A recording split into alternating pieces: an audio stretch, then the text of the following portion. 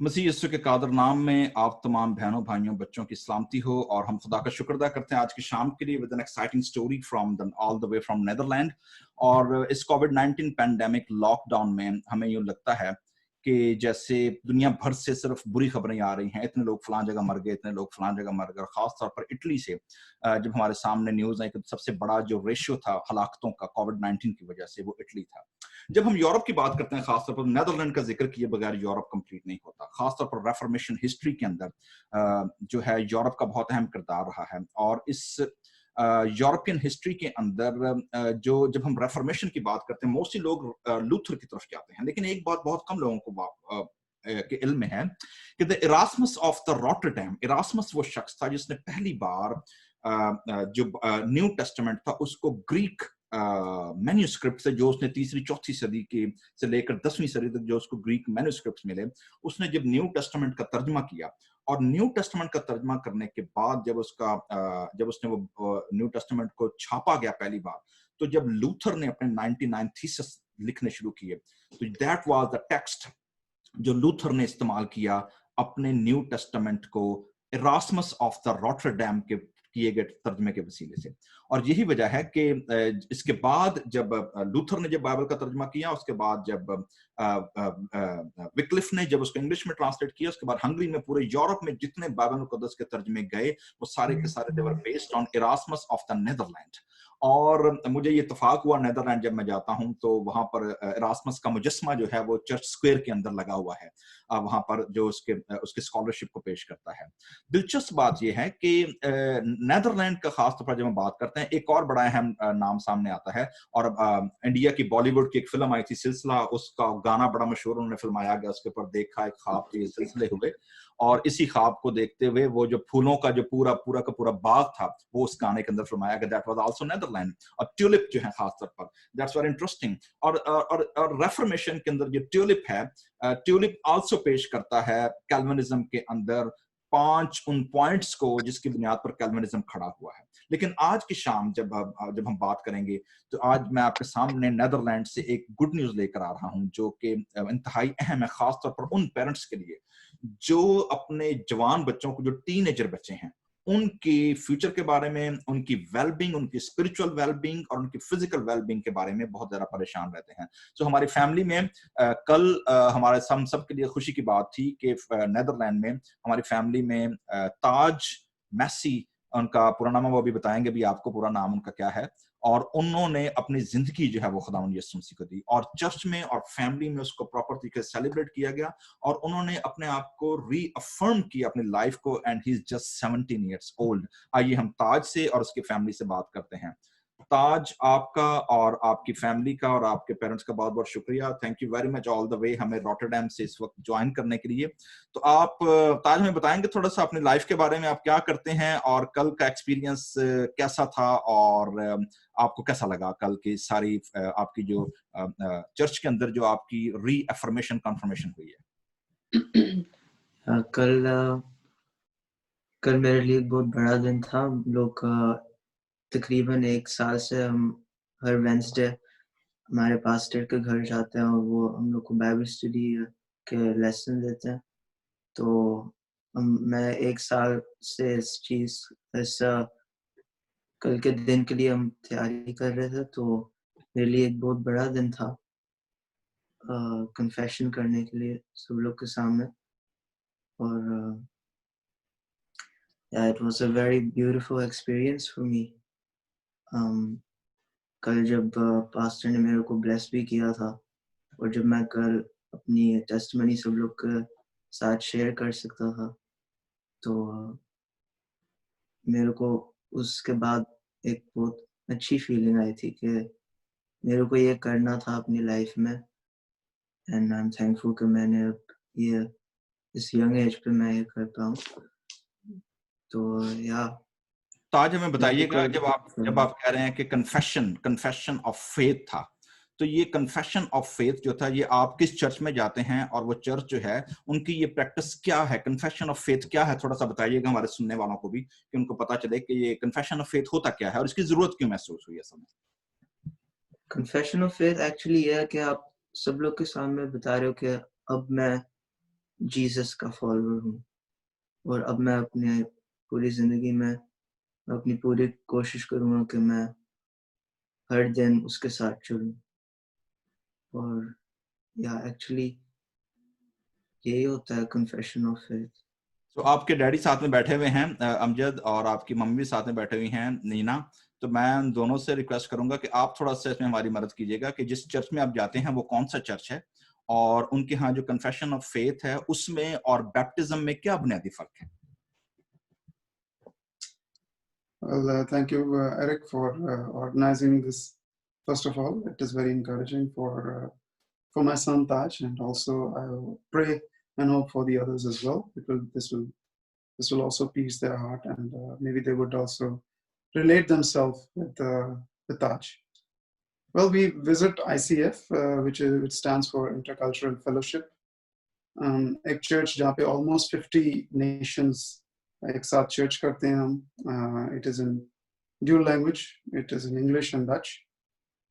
चूँकि बहुत सारे अफ्रीकन भाई बहन और कुछ स्पेनिश भी हैं जो कि डच अभी बिल्कुल प्रॉपर नहीं बोलते, so they have the opportunity कि वो इंग्लिश में भी सर्विस कर सकें. Now coming back to your question, confirmation. In ICF we don't have a routine कि pastor approach करता है youngsters को कि are you ready for a confirmation? Are you ready for a confirmation? So it is not that.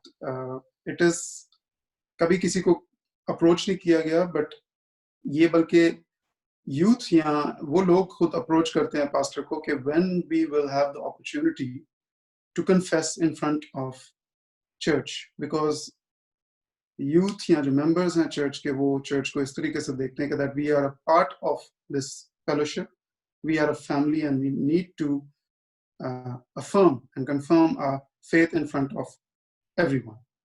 Baptism is something which is you dedicate a child from the very childhood as a parent, which was for me and for Nina, that we will struggle and we will do our best to achieve this day when our son will be able to confess his faith in front of the fellow Christians. So this is the difference between a baptism. A baptism is also a dedication for the parents to dedicate and to give the effort till the time when the child is grown up, and that you can see by this confession which Taj has presented yesterday. तो जहां तक मुझे समझ आई है आपकी बात, इसका मतलब ये है कि ताज का बपतिस्मा आपने बचपन में कराया उसका एज अ क्रिश्चियन पेरेंट्स होते हुए, लेकिन जब वो बड़ा हुआ तो फिर उसको रीबैप्टाइज नहीं किया गया, बल्कि उसने अपने उसी पेरेंट्स के बिहाफ पर जो बैप्टिज्म हुआ था उसको चर्च ने ऑनर किया, और सिर्फ ताज को ये मौका दिया कि वो लोगों के सामने, चर्च के सामने आकर कन्फेशन ऑफ फेथ करे, ताकि वो इस बात को अपने अडल्ट होते हुए इस बात को जान सके कि उसका रिलेशनशिप खुदा के साथ क्या है, जो उसके पेरेंट्स ने कॉवेनेंट को यहाँ बैप्टिज्म में उसको शामिल किया था. Am I right?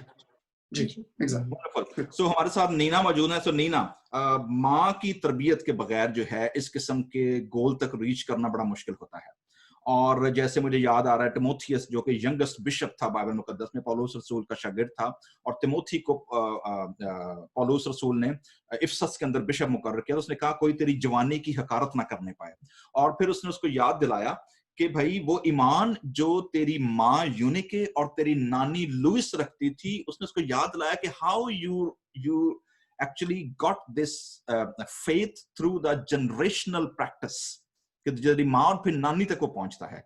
तो आप अपना थोड़ा सा बताइएगा कि हॉलैंड में, रॉटरडैम में रहते हुए, खासतौर पर being a Pakistani lady coming from a Pakistan and then living in a immigrant family, वहां पर आपको क्या एज अ मदर होते हुए चैलेंजेस आपको मिले, एंड हाउ यू ओवरकम, और आपकी अपनी पर्सनल टेस्टिमनी इस बारे में क्या है?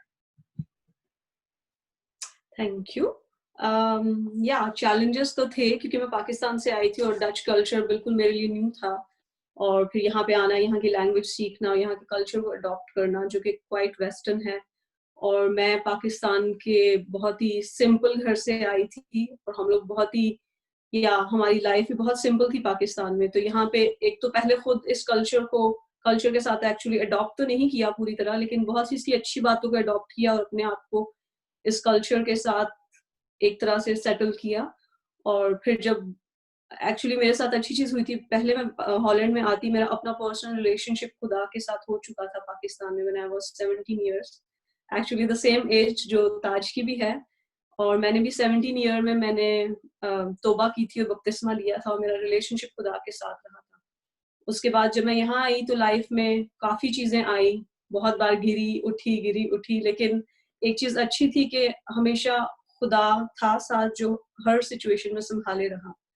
और ताज के साथ और बच्चों के साथ जो चीज हुई थी कि जो जब जैसे ही बच्चे हुए तो पहला फोकस यही था कि इनका रिलेशनशिप खुदा के साथ करवाना मेरी लाइफ में सबसे बड़ा गोल था actually.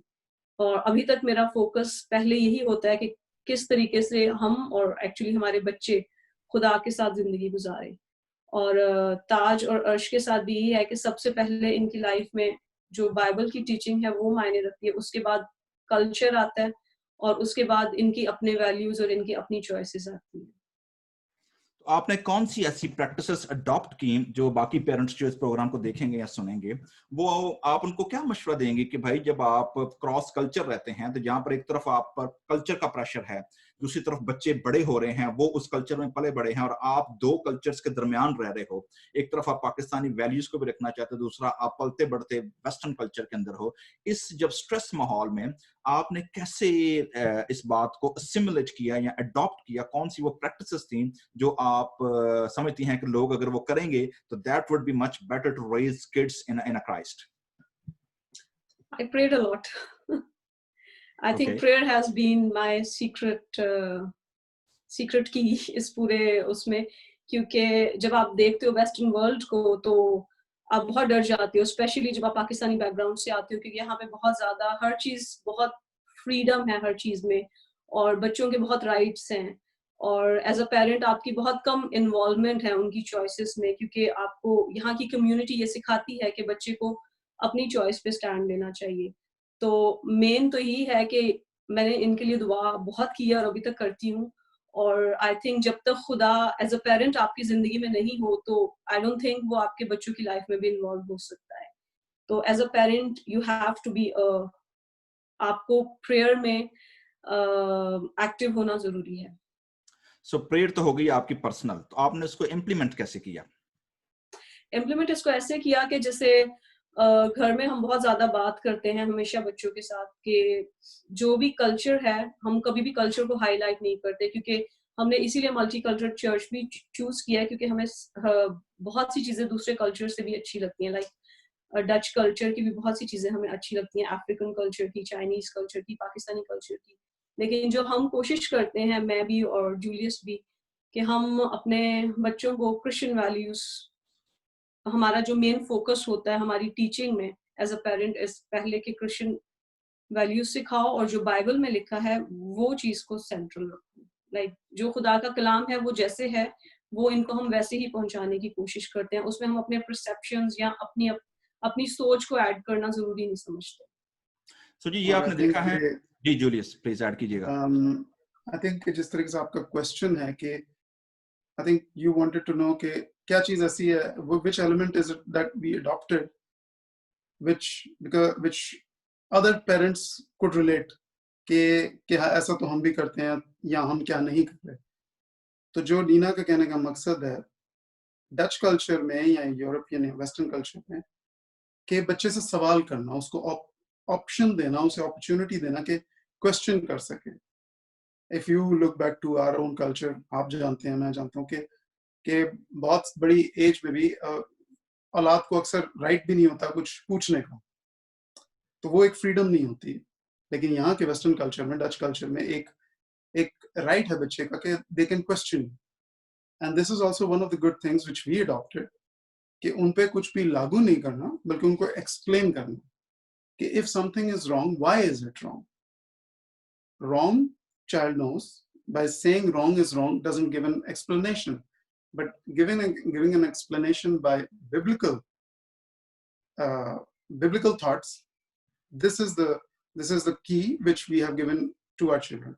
They have the freedom to question us, and then we play the role of parent by describing कि क्यों अगर कोई चीज अच्छी नहीं है या कोई बात अच्छी नहीं है तो वो क्यों सही नहीं है। तो ये फ्रीडम इनको हमेशा दी गई है कि they can ask us the questions.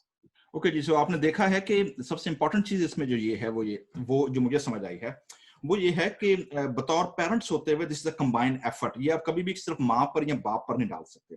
दूसरे नंबर पर हम बाज औकात अपने इर्द गिर्द के कल्चर को, अपने इर्द गिर्द का जो हमारे यहाँ जो एटमॉस्फेयर है, जिस माहौल में हम रहते हैं, मोस्टली हम बच्चों का ये कहते हैं जी कि बच्चे बाहर से चीज लेकर आए हैं। लेकिन अगर अंदर घर के आपके फिल्टर्स ठीक हैं और आपके फिल्टर जो हैं वो बिब्लिकल बेस्ड फिल्टर्स हैं, तो ऑटोमेटिकली वो बच्चा चाहे बाहर से जो मर्जी गंद लेकर आए, लेकिन घर के फिल्टर उसको क्या कर देंगे, उसको साफ कर देंगे। तो ये फिल्टर जो है उन्होंने बताया है, जो मुझे समझ आई है, प्रेयर फिल्टर्स हैं। एंड नंबर 2, प्रेयर फिल्टर्स के साथ जो है उन्होंने बच्चों को इस अंदाज से उनकी तरबियत की कि वो अपने आप को फ्रीली एक्सप्रेस कर सकें, ना कि उनको सप्रेस किया जाए और उन पर अपनी मर्जी और अपना एक्सपीरियंस लागू किया जाए, बल्कि उनको मौका दिया। तो आज हम वापस आपकी तरफ आते हैं। तो आप ये बताइएगा कि आपको जब आपके पेरेंट्स जा रहे हैं, आपकी मामा ने बताया प्रेयर की बात उन्होंने की, तो जाहिर है कि जब माँ अगर प्रे करती है, बाप अगर घर में प्रे करता है, तो ऑब्वियसली बच्चों को मजबूर किया जाता है जी प्रे जरूर करें, ठीक है।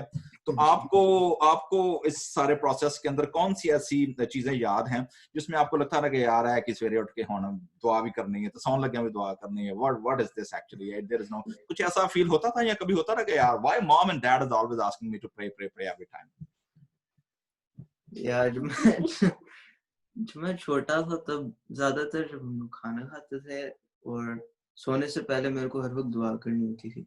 सिर्फ मैं अपनी दुआ एक हैबिट बन गई थी कि अच्छा अब खाने का टाइम है, अब मैंने दुआ करनी है, अब मैंने सोना है तो फिर मैंने दुआ करनी है। तो मैं हर वक्त कोशिश करता था कि मैं ये as fast as I could, मैं बहुत जल्दी करना चाह रहा था ताकि मैं फिर जल्दी से अपना खाना खा सकता हूँ या सोने जा सकता हूँ। तो यार जब मैं छोटा था मैं ऐसे करता था। सिर्फ जब आप जैसे मैं बड़े अब हुए, और बड़ा हो रहा हूँ तो या अब जब माँ और बाप मेरे से पूछते हैं कि अब दुआ कर ले तो फिर अब मैं सही में करना चाहता हूँ, क्योंकि अब मैं सही बात करना चाहता हूँ खुदा के साथ। सिर्फ पहले ऐसे नहीं था, पहले मैं बस जल्दी करना चाहता था। तो ये आपने देखा है कि this is what we called everyday rituals. Ritual से मुराद सिर्फ ये नहीं कि आप किसी चर्च में जाकर या किसी मंदिर माबद या किसी और जगह जाकर रिचुअल करें।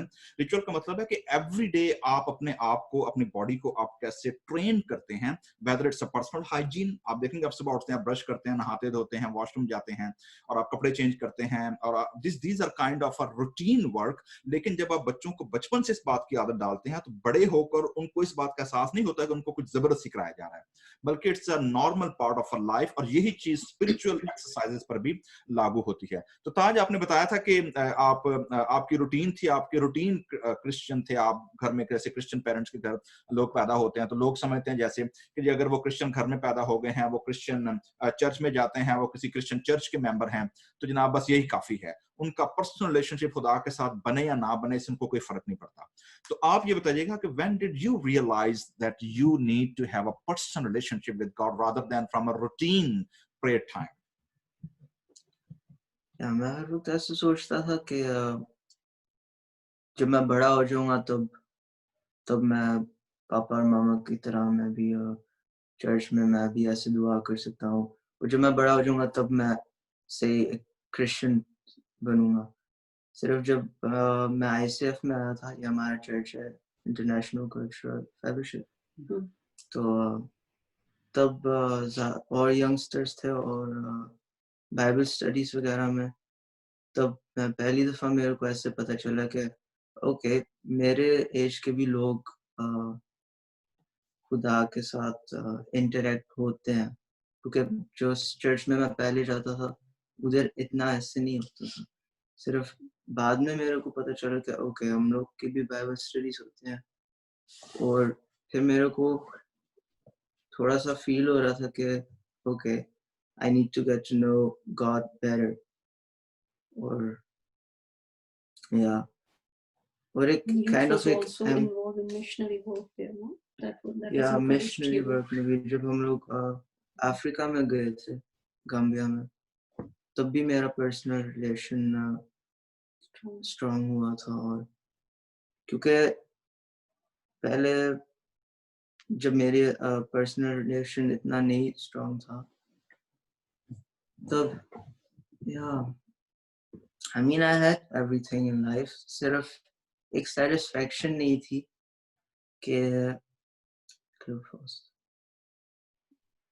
Translate. Papa can translate.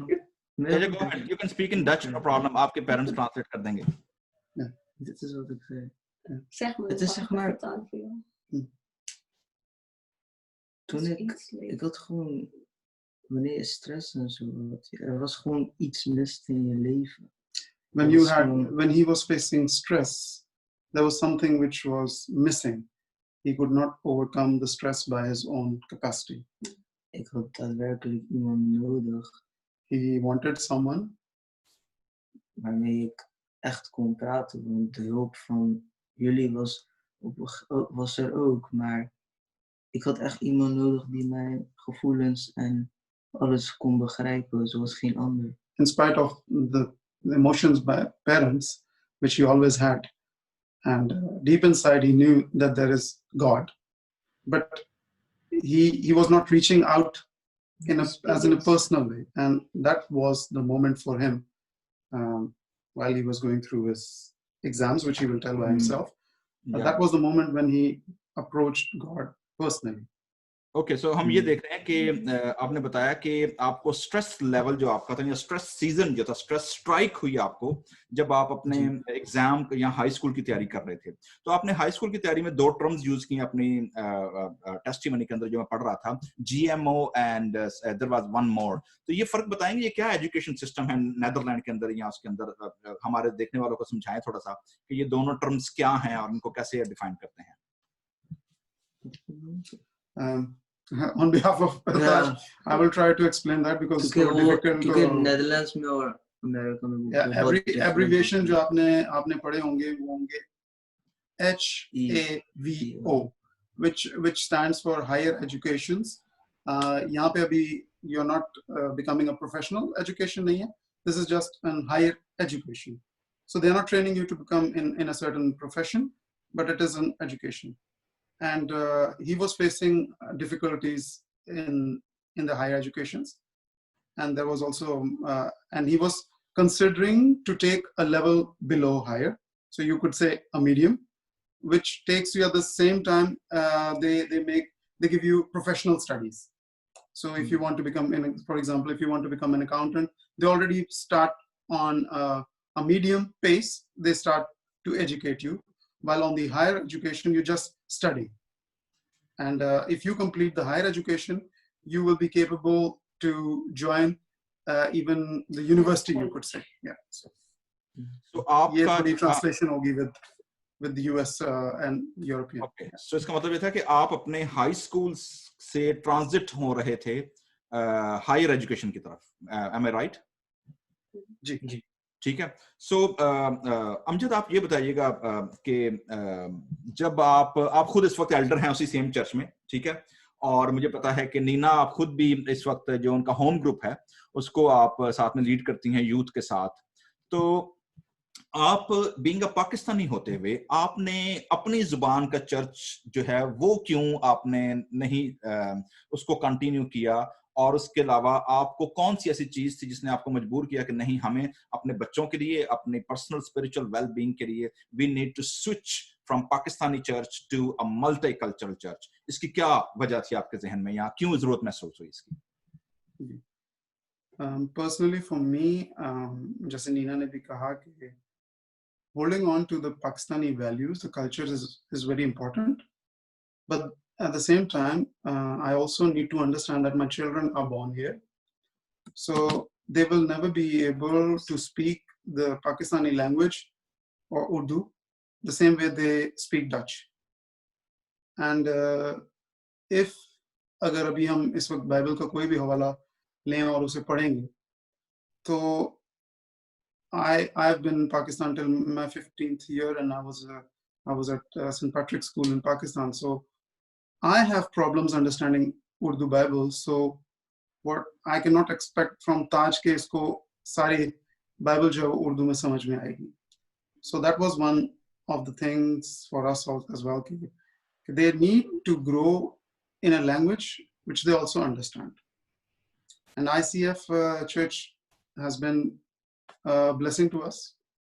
कि वहाँ पे ये अपॉर्चुनिटी थी और है कि बच्चे दोनों लैंग्वेजेस में कलाम को फॉलो कर सकते हैं, समझ सकते हैं, बाइबल स्टडीज को फॉलो कर सकते हैं। स्पेशली यूथ से रिलेटेड बहुत ज्यादा एक्टिव है ये चर्च, लाइक चर्च का जो हार्ट है इस मिशनरी चर्च है, और बहुत ज्यादा प्रोजेक्ट और एक्टिविटीज हैं बच्चों के लिए, इनको एंगेज करने के लिए, खुदा को ज्यादा जानने के लिए, और दुनिया को बताने के लिए टू कम टू क्राइस्ट। इनकी बाइबल स्टडी होती है अल्टरनेट फ्राइडे को फ्रॉम 13+14 अप टू 17+, ये सब जमा होते हैं, फिर अलग ग्रुप्स में ये सेपरेट हो जाते हैं, तो इनकी बाइबल स्टडी होती है।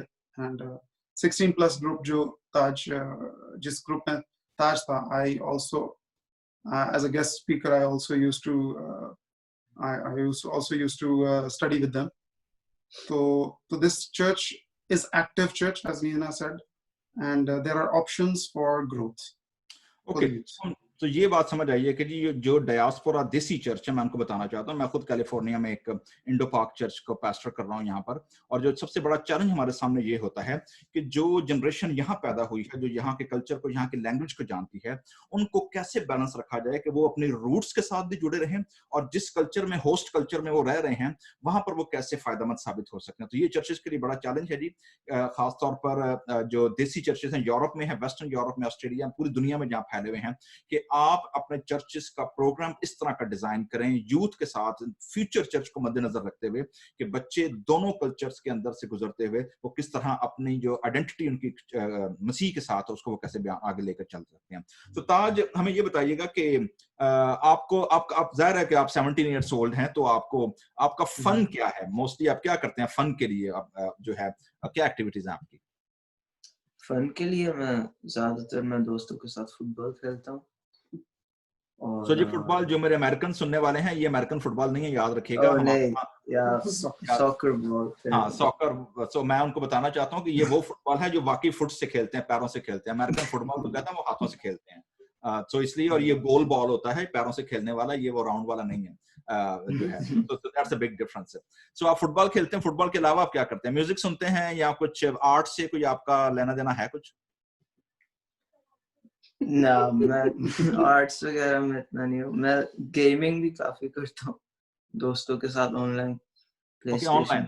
तो ऑनलाइन प्ले स्टेशन है, आप इन फील्ड ऑफ फील्ड आप दोनों गेम्स जो हैं वो आप स्क्रीन पे भी और वैसे भी। सो 17 इयर्स ओल्ड एज, और नेदरलैंड का जो खासतौर पर वेस्टर्न यूरोप के अंदर सबसे बड़ा जो चैलेंज है इस वक्त, वो ये है कि one of the largest sex district it's in Amsterdam, और 2000 से नेदरलैंड के अंदर जो है जो सेक्स है या उसका जो बिजनेस है, दैट इज लीगलाइज, और प्रॉपर उन्होंने उसको लीगलाइज किया है। इसके अलावा नौजवान होते हुए जब आप ऑनलाइन दुनिया में दाखिल होते हैं, there is a danger of pornography. इसके अलावा बहुत सारी ऐसी चीजें हैं जो कि जो बच्चा है या यंग जो है वो ऐसी चीजों को से टारगेट होता है और वो हिट होता है। तो ताज, आपने अपनी टेम्पटेशंस की बात की, आपने स्ट्रेस का हमें बताया कि जब आप वो उसमें से गुजर रहे थे अपने एग्जाम के लिए, तो आपने खुदा से दुआ की और खुदा ने आपको तसल्ली दी, इत्मीनान दिया, एंड यू रियलाइज कि that's God is there out, और जो है, और इस माशरे में जहां पर खुदा बिल्कुल पब्लिक स्फीयर से आउट है, जहां पर एथिज्म बहुत ज्यादा है, जहां प्रैग्मेटिज्म बहुत ज्यादा है, और वहां पर पेरेंट्स जो है, जो क्रिश्चियन पेरेंट्स हैं, उनके लिए बहुत बड़ा चैलेंज है ये कि वो अपने बच्चों के फेथ को इस पॉलिथिस्टिक कल्चर के अंदर, इसके अलावा जो एथिकल वैल्यूज हैं उनको कैसे लेकर चले। तो आपकी जो टेम्पटेशंस हैं, ज़ाहिर है कि स्टेज में हम सभी स्टेज से गुजरे हैं, and we all have our own challenges, लेकिन इस एज में जनरली तौर पर आप अपने दोस्तों के साथ इस एज में यूरोप के अंदर रहते हुए, पाकिस्तानी बैकग्राउंड से डायस्पोरा होते हुए, कौन से ऐसे टेम्पटेशंस हैं जो आप समझते हैं कि they are the most vicious temptations, जिससे नौजवानों को बचना चाहिए? Yeah, you can use Dutch. वैसे मैं डच में मेरे को ज़्यादा इजी लगता है। De meest normale en meest makkelijkst toegankbaar is via de internet. The easiest way is through internet. En dan kan je denken aan slechte muziek, kan je denken aan verkeerde video's op YouTube. You can think about the wrong videos. You can think about music, which is not appropriate. En echt de site van de duivel is dus alle pornografie en zo. And on the top list it is pornography. तो इसमें एक और बड़ा issue और आता है वो relationship stress होना, क्योंकि पीयर ग्रुप या पीयर प्रेशर जब आता है, जब अपने दोस्तों के साथ बाहर निकलते हैं, किसी न किसी की गर्लफ्रेंड है, बॉयफ्रेंड है, और टीनेज में होते हुए this is also another stress out जो कि लड़कों के लिए होता है या लड़कियों के लिए इस एज के अंदर। तो आपने कभी ये फेस किया है या घर में आके बताया मामा या डैडा को, यार आज मुझे ना वो लड़की ने जो है ना वो छेड़ा या लाइन दी है, या मेरे दोस्त मुझे कह रहे थे कि वो ऐसे करना है तो मैंने नहीं किया? कुछ ऐसा हुआ कभी फेस किया आपने? ओह या एक दफा ऐसे हुआ कि मैंने माँ को बताया था कि हाँ बाइबल स्टडी में एक लड़की है जो मुझे लाइक करती है। तो बाइबल स्टडी में तो अच्छी बात है ना यार, बाइबल स्टडी तो लव या खून की चाहिए है। हाँ पर वो भी I think I was 16 at the moment. Okay, पर मेरे को कोई फीलिंग्स नहीं थी उसकी तरफ। अपना मुंडा चेक कराओ, नॉर्मल भी है कि नहीं। और ये जो अभी इसने आंसर दिया आपके क्वेश्चन पे, दिस इज आई थिंक इसमें जो माँ है, as you already mentioned, कि इनका बहुत बड़ा हाथ होता है, and I have to give credit as many fathers would, कि the credit goes to mother, क्योंकि जो ये रिलेशनशिप है माँ बेटे का ये थोड़ा स्पेशल होता है। जैसे कि हम एक्सपीरियंस करते हैं कि बाप और बेटी का होता है, उसी तरीके से माँ और बेटे का भी एक बड़ा अच्छा रिलेशनशिप होता है। और ये फ्रीडम जो है डिस्कस करने की और बात करने की, क्योंकि जब घर में बात होती है या रिलेशनशिप्स के बारे में कभी बात होती है फैमिली में, तो relationship is not something to experiment. जैसे कि वेस्टर्न कल्चर में इट्स वेरी नॉर्मल कि I like you at the age of 16, so let's be girlfriend and boyfriend, it is very normal. But building up a relation is not like you start practicing a relation. अच्छा जी ये नहीं चला तो let's practice one more. Relation is inside, God has given inside you, and this will come by time. Before time you don't have to experiment this, because you don't need to do that. So our message to our children is that relationship will come, but relationship should come when you will bind yourself into a commitment. Before that you don't have to experiment with your relation कि अच्छा जी ये नहीं सही था तो let's try a second, because एक दफा गलती होगी, दूसरी दफा गलती होगी, तीसरी दफा वो आदत बन जाएगी। So simply it's not their age, क्योंकि अभी ये बहुत young age है, so focus should be on other things than relationship एक बहुत बड़ी responsibility है। I think 18 year 19 year even 20 year में बच्चे capable नहीं होते कि वो इस चीज के लिए अपने आप को तैयार करें, unless they commit themselves, of course. Yeah, so this is the biggest challenge, खास तौर पर वेस्टर्न वर्ल्ड के अंदर, जहां पर बच्चों लोगों को आजादी है, फ्रीडम ऑफ स्पीच है, फ्रीडम ऑफ लाइफ है, स्टेट आपको जो है वो सपोर्ट करती है हर तरह से, और लोग अपने पेरेंट्स की और उनकी जिन्हें नहीं परवाह करनी वो नहीं करते।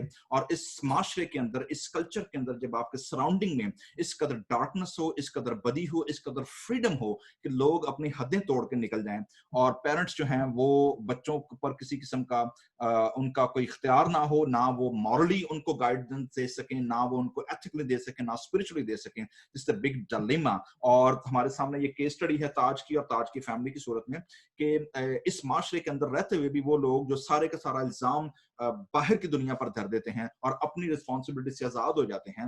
ये बहुत बड़ा चैलेंज है, और खास तौर पर ऐसे घरानों के लिए जो कि जैसे मैंने पहले जिक्र किया था कि जो माइग्रेंट कम्युनिटीज आती हैं, जो डियास्पोरा होते हैं, और वो चूंकि अपने बच्चों को या अपने कल्चर को वो अडॉप्ट रखना चाहते हैं, लेकिन आगे उनको सामने चैलेंज बहुत बड़ा होता है।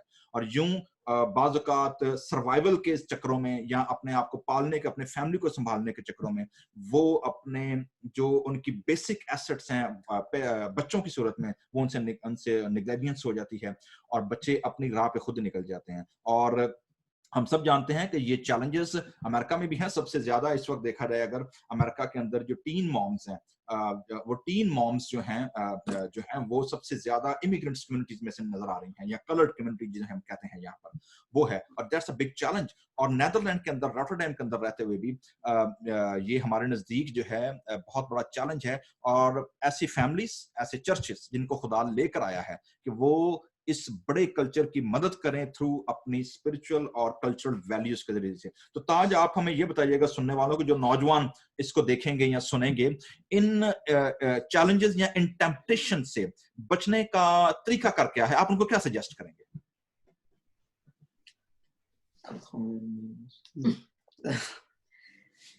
Nou ja, de beste manier is, zoals ik al eerder had verteld, en zoals ik ga gewoon zeggen van de laatste gedeelte van mijn beste manier van, je kan al deze uitdagingen niet alleen aan. ये जितने भी challenges हमने भी mention किए दुनिया में, ये आप अपनी ताकत से नहीं overcome कर सकते, इन्हें जीत सकते हो। Want wij als mensen zijn niet gevoeld als ook voor. As इंसान होते हुए हम बहुत कमजोर हैं इसके लिए। En je hebt iemand nodig die met jou kan lopen en jouw uitdagingen kan begrijpen. और आपको उस कुव्वत की जरूरत है जो कि आपको समझ पाए और जो आपके लिए आपके साथ इन challenges के साथ को फेस कर सके। Dus er was een man die ook deze uitdaging heeft meegemaakt. There was a man who has also faced these challenges. Hij is hier geweest en hij heeft alles meegemaakt. 2000 साल पहले वो इस दुनिया में आया। Hij heeft de zonde en de dood overwonnen. He overwon the sin. Ja. En ja, alleen met hem is het eigenlijk gewoon mogelijk. Only with Christ it is possible. Wonderful. So that's why we know that the answer is Jesus Christ. और दुनिया में जो लोग समझते हैं कि शायद वो डार्कनेस का, तारीकी की कुव्वतों का या स्पिरिचुअल फोर्सेस का मुकाबला अपने ओन पर, अपने इंटेलेक्चुअल से या अपने स्पिरिचुअल या फिजिकल रिलीजियस प्रैक्टिस से करेंगे, they are on a wrong track, we can't do by ourselves. और ये बात हमें 17 साल का नौजवान ये बता रहा है कि हम अपनी ताकत से इन तारीकी की कुव्वतों का मुकाबला नहीं कर सकते. You need extraordinary power and that is only come through Jesus Christ. और ये आज के हमारे इस इंटरव्यू का और आज के इस कॉन्वर्सेशन का पर्पस भी यही था कि हम लोगों को ये बता सकें कि आप दुनिया में कहीं भी रहते हो, दुनिया में आप चाहे वेस्टर्न वर्ल्ड में रहते हो, ईस्टर्न वर्ल्ड में रहते हो, साउथ में रहते हो, नॉर्थ में रहते हो, ये एक वॉर है और ये वॉर आपको एज अ फैमिली जो है वो आपस में से गुजर सकते हैं. और जैसे नीना ने और जूलियस ने अपने बच्चों की, दोनों बेटों की, अर्श जो उनका छोटा बेटा है, ताज बड़ा बेटा है, और उनकी परवरिश इस अंदाज से की कि at first they have learn कि उन्होंने अपने आप को पहले खुदा के साथ कैसे जोड़ना है. जब आपका अपना पर्सनल रिलेशनशिप होगा तभी आप इसको डिलीवर करेंगे अपने आने वाली नस्लों के लिए. और वो लोग, वो घराने आप देखेंगे जिनके पर्सनल पेरेंट्स का रिलेशनशिप नहीं है, चाहे वो पादरी हैं, चाहे वो लीडर्स हैं, चाहे वो चर्च में किसी भी पोजीशन पर हैं, चाहे वो लेमैन हैं या वो आम मेंबर हैं, लेकिन अगर आपका पर्सनल रिलेशनशिप खुदा के साथ नहीं है तो ये भूल जाएं कि आपके जो जनरेशन है वो भी उसकी तरफ जाएगी. दूसरी अहम बात जो हमने आज ताज से सीखी है वो ये है कि ये टेम्पटेशन, ये स्ट्रेस आउट होना, that's a part of life. ये आप इससे भाग नहीं सकते. इंपॉर्टेंट चीज ये है कि आप इसका मुकाबला कैसे करते हैं, और मुकाबला मैं और आप अपनी ताकत से नहीं कर सकते. उसके लिए जो हमें ताकत चाहिए वो सिर्फ यीशु मसीह के वसीले मिलती है. और ताज, आप हमें बताइएगा कि आपने शायद ये चर्च 2 साल पहले ज्वाइन किया था, 2017 में? 3 साल, तकरीबन 3 साल हो गए. या ऑलमोस्ट, ओके, 2017-16 के करीब. तो आप एक मिशन ट्रिप पे भी गए थे, तो वो मिशन ट्रिप कहाँ था, क्या था उसमें आपने, और कैसा एक्सपीरियंस रहा आपका? मिशन ट्रिप गाम्बिया में था, वो अफ्रीका में. या तो that was in the kerstvakantie. That was last year before the Christmas, so they were supposed to spend the Christmas and New Year in Gambia. Dus het doel ervan was om een school te bouwen. So the purpose of it was to build school classrooms. Ja, voor een christelijke school. For a Christian school. En daar onderweg op reis gingen we ook proberen om mensen te bereiken die ziek waren en zo. And during this building and interaction with the locals, the purpose was also to have conversations regarding gospel and evangelism. En gingen we ook medische hulp aanbieden. They also supplied medical help. En ja, op die reis hadden we elke dag ook wel uitjes en zo. They also have had youth activities. So the fun, which they also strand and going to the beach, but interacting with people because they were from Europe and in Africa, so the interaction is then easier and people are friendly, so you have that interaction. तो ये भी एक हमारे सामने model है कि खासतौर पर यूथ को उनको जिंदगी का कोई पर्पस दें, पॉजिटिव उनको एंगेजमेंट दें। और हमारे जो देसी चर्चेज हैं उनके लिए ये सीखने की बात है कि हमारे यहाँ मोस्टली हम लोग संडे के संडे 2 घंटे के लिए मिलते हैं, देन टाइम फिश हो जाता है, काम खत्म, और कोई पता नहीं है कि चर्च क्या कर रहा है। तो दैट्स द बिगेस्ट चैलेंज कि आप जब फ्यूचर चर्च की बात करते हैं, हाउ टू बिल्ड, और जो सबसे बेस्ट मॉडल है वो ये है कि उनको मिशन में एंगेज करें, उनको खुदावंद यीशु मसीह की बादशाही के लिए जो उनके टैलेंट्स हैं, जो उनके हुनर हैं, उसके जरिए उनको मल्टीप्लाई किया जाए। और आप देखेंगे खुदावंद यीशु मसीह के 12 शागिर्द और बहुत सारे शागिर्द थे, लेकिन जो 12 रसूल यीशु मसीह ने चुने, most of them were youngsters, क्योंकि उनके आगे बहुत बड़ा काम था। सो ताज, आपसे मैं लास्ट क्वेश्चन पूछूंगा, then I will wind up with your mom. एक आखिरी Before you ask the question, Eric, I would like to add something to this Gambia trip. आपने जैसे कहा कि as a parent, जब हमने ICF को join किया था, तो there was already a small group who was going to Gambia at that time, और तब हमने join किया था। And हमारी desire थी as a parent कि एक दिन ऐसा आए जब ताज भी खुद इस ट्रिप पे जाए और इसका दिल हो कि जाए, because unfortunately ये अभी बड़ी एज में पाकिस्तान नहीं जा सके, कोई ऐसा मोमेंट आया नहीं। So it was our desire that they see the world also on the other half of the globe. So, and God gave us the opportunity. After 2 years, he mentioned that and his mother encouraged that he wanted to go to Gambia. So that was which I wanted to add. जी, आपने देखा है कि मुझे पता है Gambia, अगर आपने अपने बच्चों की चर्च बेस से हटकर जिंदगी को अगर आपने ट्रांसफॉर्म करना है, send them in a mission. एक बार जिंदगी में उनको जरूर, जैसे हम जूलियस ने कहा है कि उनको नॉन प्रिविलेज या अंडर प्रिविलेज जो दुनिया है, एक बार उनको दिखाएं सही, उनको बताएं कि जी देखें आप कितने ब्लेस्ड लोग हैं, इन मुल्कों में वेस्टर्न वर्ल्ड में रहते हुए खुदा ने आपको कितनी चीजें दी हैं, और आपको बिन मांगे खुदा ने आपको बहुत सारे ऐसे ब्लेसिंग दी हैं। गो एंड एक्सप्लोर कि आप कैसे उन लोगों को देख सके जिंदगियों को, and how can you serve them and spread the message of love. तो नीना, आप हमें ये बताइएगा कि आप बतौर मदर होते हुए, I know you are so proud कि ताज ने अपनी जिंदगी जो है वो खुदा को दी है, तो ताज और नीना आप दोनों इसको बारे बारे रिस्पॉन्ड कर सकते हैं। ताज, पहले आप बताइएगा कि नाउ अब यहां से आपने कन्फेशन ऑफ फेथ किया, आप अपनी जिंदगी खुदा को दी, पब्लिकली उसको आपने किया है, और आप मिशन ट्रिप पे भी गए हैं, now you are a part of the church, what's next? आप अपनी जिंदगी को अगले 10-20 सालों में आप मिनिस्ट्री के अंदर या खुदा की खिदमत करते हुए आप उसको कैसे विजुअलाइज करते हैं?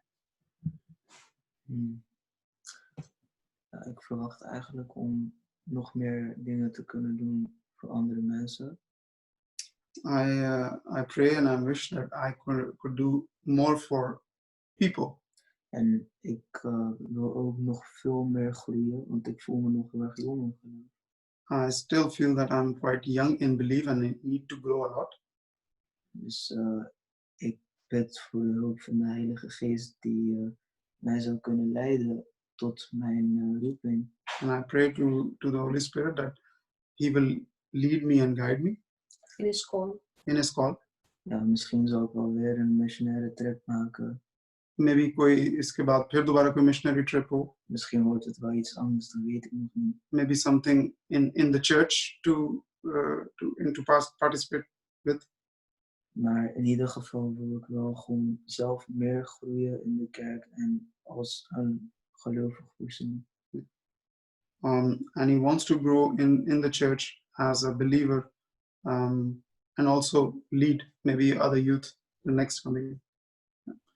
So ये आपने देखा है कि this is a journey, it's not a destination. So Christian life is a journey. It's just like a walking up or just going to the top of the mountain. But this is not an overnight experience. You need to actually embark a journey. और इस quite young age और ताज के लिए हम सब दुआगो हैं कि खुदा करूँ उन्हें गाइड करे discernment करने में और आगे जिंदगी में उनको अपने लिए इस्तेमाल करे. He is available and God's Spirit is going to make him able to serve in a way. So Neena, आप हमें ये बताइएगा कि आप जिस कल्चर में रह रही हैं वहां पर पाकिस्तानी कम्युनिटीज और पाकिस्तानी फैमिलीज या बाज़ औक़ात जो ताज की जनरेशन है या इससे एल्डर जनरेशन है जो थोड़ी बहुत 5-10 साल बड़ी है, मतलब उनका लाइफस्टाइल देखकर बाज़ औक़ात लोग खौफज़दा हो जाते हैं कि हमारे बच्चे कहीं इस तरफ ना चले जाएं, या एक डर रहता है कि भाई ये कहीं ऐसे लोगों से मुतासिर ना हो जाए जिनकी ज़िंदगी में कोई वैल्यू नहीं है, जिनकी ज़िंदगी में मसीह नहीं है। वो नाम के मसीही तो हैं, वो they are born in Christian families, they might be a part of a church membership also, लेकिन ज़िंदगी में कहीं पर भी क्रिश्चियनिटी का कोई इंप्रेशन, कोई कलर नहीं है। तो आप ऐसे पेरेंट्स को जो कि या ऐसी माओं को जो कंसर्न है इन मामलात के लिए, whether they are living in Europe, in America and wherever they are, आप उनको बीइंग अ क्रिश्चियन मदर होते हुए आप उनको क्या 2 या 3 मैक्सिमम क्या टिप्स उनको देंगी कि they should practice in their family? First of all I would say कि प्रे टुगेदर, लाइक आप दिन में एक मोमेंट बनाओ, डिवोशन टाइम अपने बच्चों के साथ, अपने हस्बैंड के साथ एज अ फैमिली। आप इकट्ठे होकर दुआ करो, जरूर खुदा के कलाम को पढ़ो, शेयर करो अपने बच्चों के साथ। और दूसरा ये कि build also a healthy relationship अपने बच्चों के साथ, कि वो आप पे ट्रस्ट कर सकें, वो अपने चैलेंजेस और जो भी उनको प्रॉब्लम्स होते हैं एटलीस्ट वो अपने पेरेंट्स के साथ शेयर कर सकें, और they could be themselves, like वो प्रिटेंड नहीं करें, कि वो आपसे छुप के चीजें नहीं करें। तो बच्चों के साथ रिलेशनशिप बिल्ड करना बहुत जरूरी है, और उससे भी जरूरी ये है कि आपका खुद दुआगो होना और एज अ फैमिली दुआ करना और खुदा के कलाम को पढ़ना बहुत जरूरी है। तो जी आप देखेंगे कि जो मॉडल है, जो मॉडल नीना ने हमें बताया है, that was already prescribed in the Deuteronomy, book of Deuteronomy chapter. जब हम 6 को पढ़ते हैं, 6 चैप्टर में खुदा ने कहा था कि तू इन अहकाम को अपने बच्चों को उठते और बैठते, लेटते और जागते, अपने घर की चौखटों पर और अपने माथे पर टीकों की मानंद तू उनको लिखना, ताकि वो जनरेशन जो है वो खुदा के कलाम और अहकाम में आगे बढ़े। खुदा ने यशवा से कहा था कि शरीयत की ये किताब तेरे मुंह से ना हटे, चाहे तो दाएं या बाएं जहां भी मुड़ेगा ये तेरे सामने रहे। सो ये जो मॉडल हमारे सामने है, और वेस्टर्न यूरोप रॉटरडैम के अंदर रहते हुए as a Pakistani immigrant family और पाकिस्तानी डियास्पोरा कल्चरल बैकग्राउंड होते हुए हमारे सामने ये एक पॉजिटिव मॉडल है, एक खुशखबरी है जो हमारे सामने है कि अगर ताज और उसकी फैमिली ये कर सकती है तो आप भी कर सकते हैं। This is not a big deal. Important सिर्फ ये है कि इस माशरे के अंदर रहते हुए, इस दुनिया के अंदर रहते हुए हमारी प्रायोरिटीज क्या हैं। हमारी प्रायोरिटीज खुदा के साथ हैं या अपने सर्वाइवल की तरफ है। हमारी प्रायोरिटीज हमारे पर्सनल प्लेजर की तरफ है कि या हम फ्यूचर जनरेशन में इन्वेस्टमेंट करते हैं। और ये बात याद रखिएगा कि सबसे बेहतरीन गिफ्ट अगर आप अपने बच्चों को दे सकते हैं तो वो ये नहीं है कि आपने गैजेट्स कितने दिला दिए हैं, आपने उनको खाना कितना अच्छा खिला दिया है, कौन से ब्रांड्स उन्होंने पहन लिए हैं, कौन से ब्रांड की गाड़ियां उनके पास हैं। सबसे इंपॉर्टेंट चीज ये है कि how they are gonna be a contribute to the world and they left a legacy actually उन बच्चों के लिए, कि वो खुदावंद की खिदमत में और अपने कौम और अपनी कलीसिया के लिए क्या काम कर सकते हैं। सो आप सबका देखने वालों का बहुत बहुत शुक्रिया, और हमें उम्मीद है कि नीना और जूलियस और ताज की इस टेस्टिमनी के वसीले से आपने बरकत पाई होगी। और सो मैं आपको कहना चाहता हूँ जी कि at the last moment Julius, Taj या नीना, आप कोई फाइनल थॉट, कोई फाइनल कमेंट कहना चाहेंगे हमारे सुनने वालों को? Yeah, as you know, Eric, that my heart really lies for the youth. इसीलिए मेरी जो अपनी भी कह लें थोड़ी बहुत इन्वॉल्वमेंट है ICF में, वो यूथ के साथ है। और हर पेरेंट्स में यही कहना चाहूँगा कि they are our future, and this is also what God wants from us, कि generations will flow through us, so it is a very big responsibility. And जैसे हमारा खुदा नहीं सोता, being a parent is a 24/7 job. You need to be alert, you need to be present for them. आप अपनी duty fulfil करें, और बल्कि बच्चों को बच्चा ही रहने दें, और जो फैसले होते हैं उनकी एज के हिसाब से वो उन्हें करने दें, बल्कि it should not be opposite, that they should make decisions which are beyond their age. So being a parent is a responsibility which you need to fulfill, and they are our future, and God relies on us. Taj?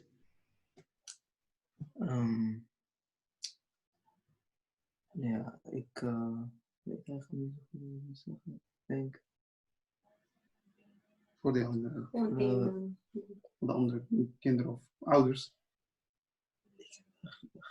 Okay, let's go to Mama. Maybe you can think. Okay. Yeah, for the parents I would say कि घर में आप लोग हमारे जो मैंने miss किया है एटलीस्ट अपने घर में, कि बहुत कम बात की जाती है इटर्निटी के बारे में और हेवन के बारे में और हेल के बारे में. सो हम लोग अपने घर में इन तीनों चीजों के बारे में बहुत बात करते हैं अपने बच्चों के साथ, क्योंकि इन सिंपल सी चीजें हैं लेकिन इनके बारे में बहुत कम बात की जाती है, जो दुनिया हमने देखनी है आगे से. सो उसको भी बच्चों के साथ विजुअलाइज करें, क्योंकि बच्चों को बहुत एक्साइटमेंट होती है जब हम बात करते हैं खुदा की किंगडम के बारे में और उसने हमारे लिए क्या बादशाह तैयार की है. तो इस दुनिया की सारी चीजें बहुत छोटी लगती हैं. They have something to look up. Wonderful. जी Taj, any final thought, final comment? जी, ik wil dan gewoon tegen de jongeren zeggen van, er zullen moeilijke tijden komen dat je ook denkt van, het is te moeilijk. He wants to just say to the age group that there might be moments in your life when you think it is too difficult. Of momenten dat je denkt dat je niet waard bent om tot God te spreken. Or maybe you think you're not worth, that you are a sinner, you cannot speak to God. Gewoon dat er iets is gebeurd dat je helemaal gewoon niet lekker mee zit. Something has happened which really disturbs you in your life. Probeer om altijd jezelf op te pakken en durf om te praten met God, want hij zal je altijd de hulp geven die je nodig hebt. Always try to gather yourself and go to God, because He is always there for you. Dit is wat hij wil, dat je in je gevoeligheid, dat je dan naar hem toe gaat, want geloof me, hij zal jou helpen. Because this is what God wants. When you are vulnerable, He wants you to come to Him. That's what He wants to give the message to His. Thank you very much Julius, Taj और Nina और हमारे तमाम सुनने वालों का बहुत बहुत शुक्रिया. और जाते जाते मैं सिर्फ ये कहना चाहता हूँ कि इस दुनिया के अंदर रहते हुए खासतौर पर वेस्टर्न वर्ल्ड जहाँ पर हर चीज की इंटेलेक्चुअलिटी है, हम हर चीज का लॉजिकल आंसर ढूंढते हैं. We try to debate, we try to argue कि हम अपने पॉइंट को, अपने पर्सपेक्टिव को, वर्ल्ड व्यू को हम लोगों के सामने बयान कर सकें. लेकिन ये बात याद रखिएगा, खुदावन यीशु मसीह जो हैं, उनकी जिंदगी और खुदावन यीशु मसीह जिंदगियों को जब तब्दील करते हैं, वो लोग जो रिजेक्ट करते हैं, that's not a matter of their mind. उनके माइंड, उनको पता है कि उनके पास लॉजिकल हिस्टोरिकल पर्सपेक्टिव मौजूद है, लेकिन this is a matter of a heart, क्योंकि वो खुदा के कलाम की दी गई रिस्ट्रिक्शन को वो लेना नहीं चाहते. अब वो उससे बाद में इंटेलेक्चुअल मैटर बनाते हैं कि जी मेरा जहन इसको लॉजिक को कबूल नहीं कर रहा, but actually it's a darkness of the heart, it's not a darkness of the mind. Minds are brighten, minds are enlightened, लेकिन जो अंदर के दिल की तारीकी है एक्चुअली वो उसको ऊपर पनपने नहीं देती. So this is the moment कि हमने देखा है कि ताज की जिंदगी के वसीले से खुदा ने उसकी जिंदगी में टीनेज में खुदा ने काम किया है, और हमारी दुआ है और हमारी उम्मीद है कि खुदा इस कमिटमेंट को और जिंदगी को अपने जलाल के लिए, अपनी बादशाह के लिए कसरत से इस्तेमाल करेगा. जैसे उन्होंने कहा कि अगर मिशन का मौका मिलता है, you are more than welcome. हम लोग कोशिश कर रहे हैं पाकिस्तान का मिशन ट्रिप अरेंज करने के लिए यूथ के साथ. You are more than welcome. Taj आप भी अगर आप जाना चाहेंगे तो हम लोग पाकिस्तान में भी जाकर मिशन ट्रिप कर सकते हैं. But anyway, God bless you all, और अपने बच्चों की, अपने खानदान पे नजर रखिए और खुदा को मौका दीजिए कि खुदा आप पे नजर रखे. Thank you very much. God bless you all.